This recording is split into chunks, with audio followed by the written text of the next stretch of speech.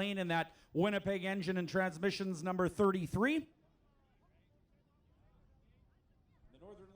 This video production is brought to you by Pack and Away Mobile Storage. We bring the storage unit to your door, pack it at your place, and store it at ours. Pack and Away Storage is a division of Highway Number 1 Self-Storage. We are proud supporters of the number 2 NLSA Sprint Car and number 20X Modified. Beausejour Hotel, number 29. This is a Bailey chassis built in Hendersonville, Tennessee. The driver is Dylan Sabatini. Inside row 2, driving the Swan Lake Auto Body number 43, is Robert Livingstone. And outside, in a Henchcraft chassis built in Pennsylvania, the 35W is Amber Balkan. Inside row number 3, in the Bell's Property Services, Winnipeg Moving and Storage, Total Coordination and Construction number 14 Bailey chassis, this is Edward Bell. Outside of row number 3 in the 6th starting position, this is a Precision Land Solutions Henchcraft. The number 27 is Chris Unruh. And scheduled to join the field is the 4B of Brandon Rehill. But I do see him sideways in the staging area. I'm not sure if he's going to be able to make this event.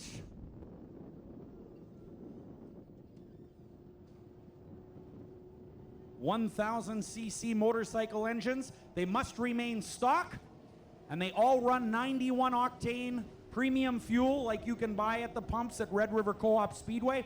All the drivers come to the racetrack with an empty gas tank. It is checked, and then it is filled by a technical official with the 91 octane Red River Co-op fuel. So that is exactly how that works. Now I see the 4B, Brandon Rehill, who also drives one of those 4-cylinder stocks, might be trying to get in that car right now is the case. I'm going to try to find out for you. But I believe we are waiting on the 4B. While we talked about the fuel rule and the stock engines, these things also use the original motorcycle 6-speed transmission and clutch. Now, they don't shift except for once during a race. They usually start out in 2nd gear on a rolling start, and you'll hear them shift once a little past the flag stand. Once they make that shift up into 3rd gear, while they are done, it is hammer down and try to steer those lightweight race cars. They have a lot of horsepower, very reliable, and of course, very, very fast.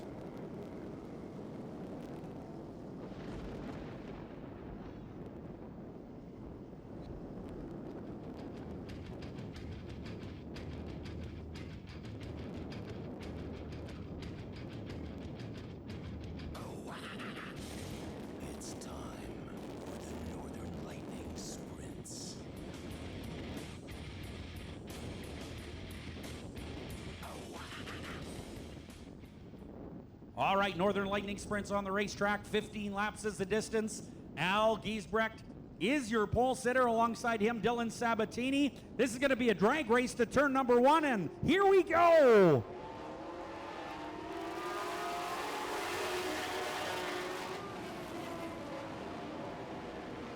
Your leader, the 29 of Sabatini, but here comes the Macer Group 35W. That is Amber Balkan at the wheel. Heads up in turn number 4. Balkan comes through, and she is your leader. Amber, of course, the daughter of multi-time track champion Mike Balkan in the late model division. He is in his 30th year of racing. Amber, your leader here.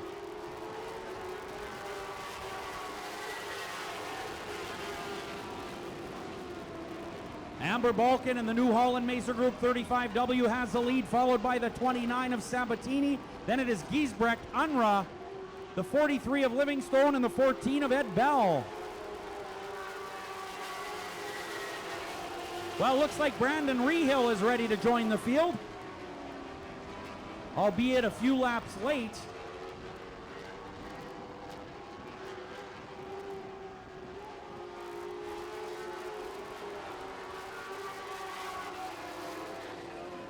The yellow flag is on the racetrack.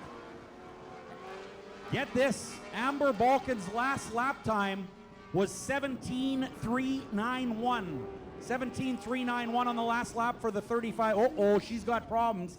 Now you can see that left sideboard has collapsed on the top of that 16 square foot wing. Now, what that is designed to do, you'll notice that left side sideboard is always taller than the right side. So what it does when they throw the car into the corner, that taller sideboard actually absorbs some of the wind and keeps the car from spinning out. Now, normally on a very dry track, a collapsed wing like that would be a terrible thing because the car would be very loose. The car would get thrown into the corner and absolutely spin out in a great big hurry. Now, it is a little sticky out there, so Amber might get away with that collapsed sideboard, but that is not a good thing at any rate on the 35W car. Those wings are made very, very lightweight. They're the exact reverse in the center section of an airplane wing. So rather than provide lift like an airplane wing does, these provide downforce. They use a front wing, as you can see, and a top wing. And the front wing is very, very important as well for keeping the front end of the car down going into the corners. Brandon Rehill in the 4B getting a hand back to the pit area. So looks like his night is done, at least in the Northern Lightning Sprint Association. So Amber Balkan will get her spot back. The 29 of Dylan Sabatini will be looking at that sideboard. There is no doubt about it. And looking for Amber to have maybe a different handling race car now. The 13 of Giesbrecht is third. The 27 of Unruh fourth. Livingstone fifth. Ed Bell sixth.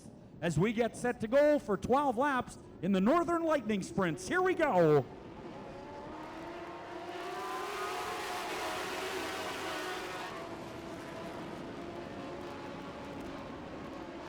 Well, certainly that sideboard not hurting Amber so far. She drives the car in as straight as she can and tries to keep it straight to keep that rear end from coming out.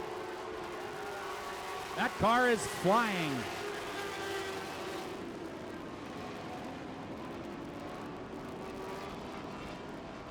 $17,675 on the last lap for your leader.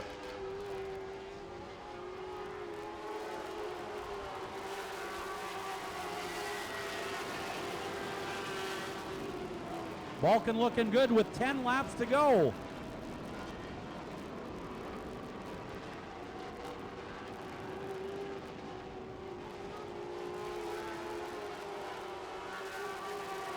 Ed Bell with trouble at a turn number 4 in the Total Coordination and Construction Winnipeg Moving Bell's Property Services number 14. These cars at the speeds they travel can really get away from you in a big hurry.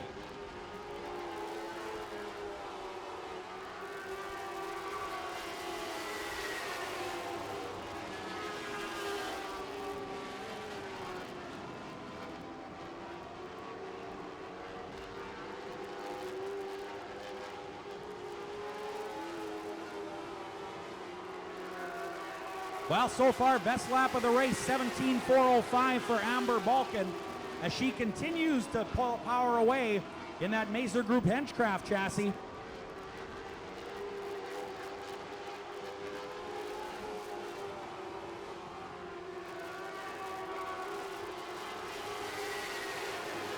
Last week, the 35W experienced some engine problems and was unable to finish the feature. Well, that one working great.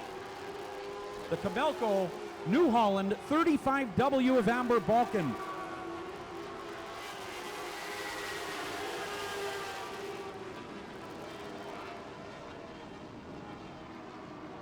Robert Livingstone doing a nice job in the 43 as he goes by the 13 of Giesbrecht. Unruh now challenging the 13. Oh boy, it's getting narrow. Heads up on the front straightaway wall. Troubles for the 43 of Robert Livingstone as he rolls to a stop.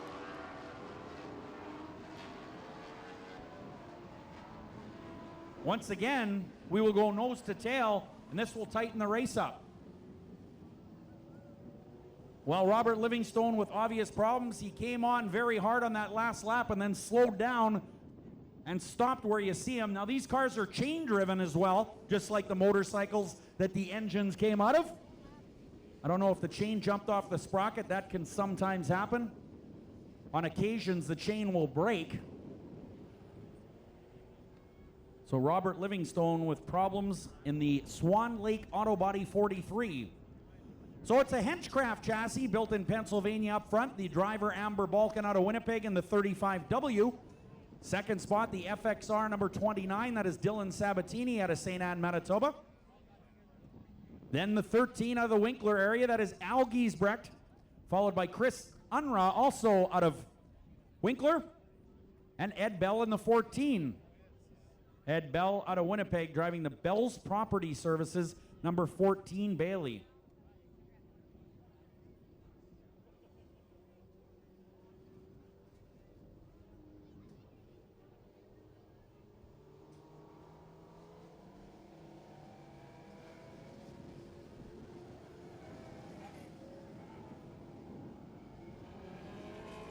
These cars are approximately 70% of the size of the World of Outlaws sprint cars that they copy. Of course, the difference is the World of Outlaws sprint cars use a 410 cubic inch Chevrolet engine producing about 900 horsepower. These motorcycle engines close to about 200 horsepower, about 185, 190. So they have about a quarter of the power of a World of Outlaws sprint car, but they are lighter and they do hook up better. A lot of that 900 horsepower in a full-size sprint car is wasted with smoking tires. Here we go.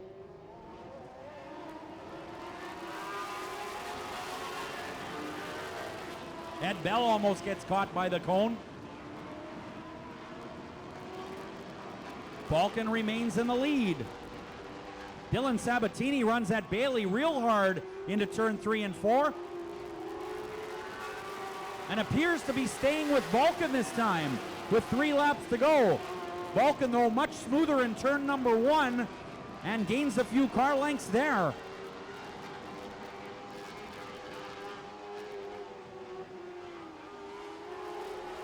Two to go.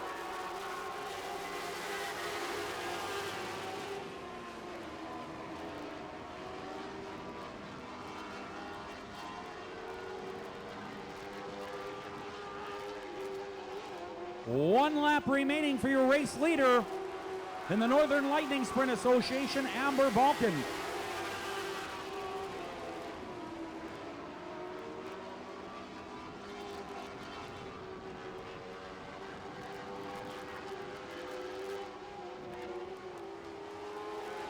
Checkered flag is out.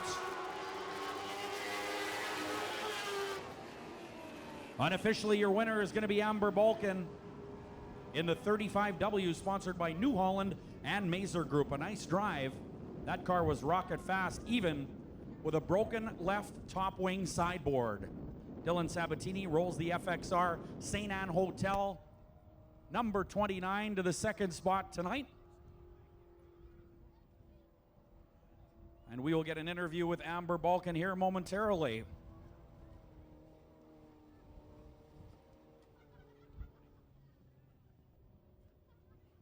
Next up, we will have the Midwest Modified Division.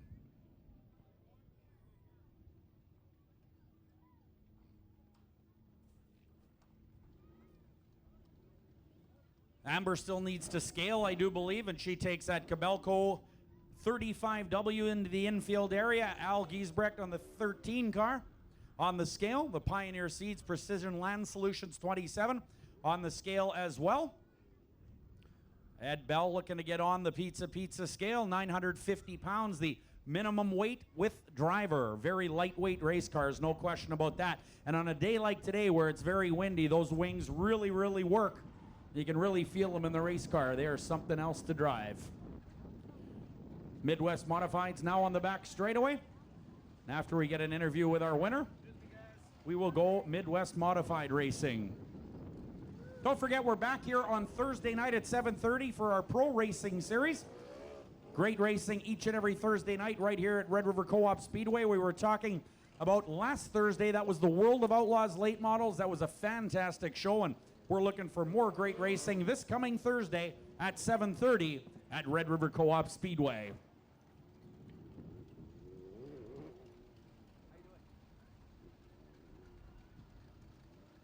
Checkered flag is in the hands of Amber Balkan in the Mazer Group 35W. She has got the job done officially here tonight in the Henchcraft chassis. We need all 4 cylinder stocks to staging immediately. All 4 cylinder stocks to the staging area immediately. You will follow the Midwest Modifieds.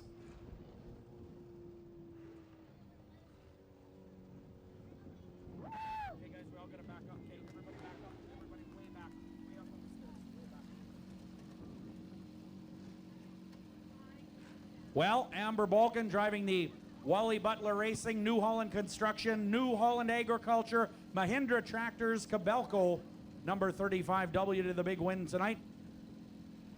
These drivers are very well protected, as you can imagine. At the speeds these cars travel, all of the drivers using like the Hans device, they are using full containment seats and a 6-point safety harness, so they are well protected in these cars. Obviously, with the open wheels, they can get upside down in a big hurry, but Amber Balkan takes the win here tonight in the 35W. How about that?